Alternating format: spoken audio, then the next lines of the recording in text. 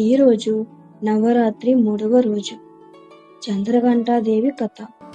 అనేక సంవత్సరాల తపస్సు తర్వాత శివుడు పార్వతిని అంగీకరించాడు. వివాహం రోజు శివుడు భయంకర రూపంలో వచ్చాడు. శరీరం బూడిద, మెడలో నాకులు, పిశాచాల శబ్దాలతో. హిమవంతుడు, రాణి మైనావతి చాలా భయపడ్డారు.